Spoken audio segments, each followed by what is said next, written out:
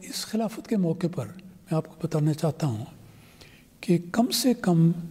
250 آدمی ایسے ہیں ساری دنیا میں جن کو اللہ تعالیٰ نے کسی خواب کے ذریعے، کشف کے ذریعے یا ان کے دل میں یہ بات ڈالی گئی کہ کون شخص اگلا خلیفہ ہوگا۔ لیکن جیسا روایت ہے، جیسا تعلیم ہے، کسی بھی شخص نے، کسی ایک شخص نے بھی حضرت خلیفۃ المسیح رابع رحمہ اللہ کی زندگی میں اس کو اپنی زبان پہ نہیں لائے کہ یہ پہلی دفعہ نہیں ہوا۔ حضرت خلیفۃ المسیح اول رضی اللہ تعالیٰ عنہ کے زمانے میں بھی، خلیفۃ المسیح ثانی رضی اللہ تعالیٰ عنہ کے زمانے میں بھی، حضرت خلیفۃ المسیح ثالث رحمہ اللہ کے زمانے میں بھی، اور حضرت خلیفۃ المسیح رابع کے زمانے میں بھی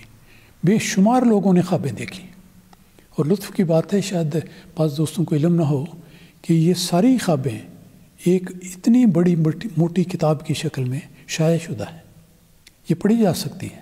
اور یہ حضرت خلیفۃ المسیح خامس ایدہ اللہ تعالیٰ بنصر عزیز کی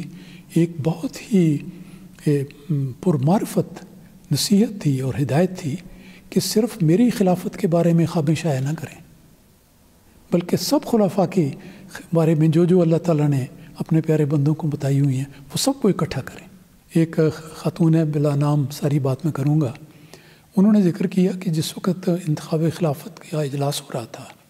وہ ایک یورپ کے ملک میں تھی، ان کے خاوند باہر یہاں مسجد کے سڑک کے سامنے جو سڑک ہے اس پر بیٹھے ہوئے تھے ان لوگوں میں۔ کہتے ہیں انہوں نے ایک نظارہ دیکھا کہ آسمان سے ایک بہت ہی ڈیزلنگ لائٹ جس کو کہتے ہیں نا، ایک چندھیا دینے والی روشنی، بڑی تیز روشنی، وہ ایک گولے کی شکل میں اتری ہے اور وہ نیچے آ رہی ہے، نیچے آ رہی ہے، نیچے آ رہی ہے، حتیٰ کہ اس مسجد جس میں ہم بیٹھے ہوئے ہیں انہوں نے اپنے اس نظارے میں دیکھا کہ وہ مسجد کے عین اوپر آ کے وہ روشنی ٹھہر گئی،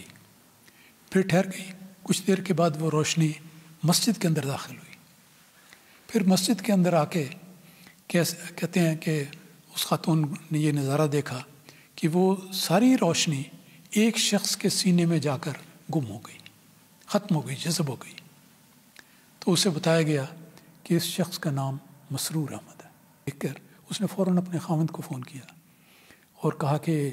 یہ بات ہے، مجھے یہ نام بتایا گیا۔ تو بیوی نے کہا کہ مجھے تو پتہ نہیں کہ کون ہے۔ تو خاوند کا جواب سنیے، وہ کہتا مجھے بھی نہیں پتہ کہ یہ کون ہے۔ تو خیر اس کے بعد یہ جو حقیقت ظاہر ہوئی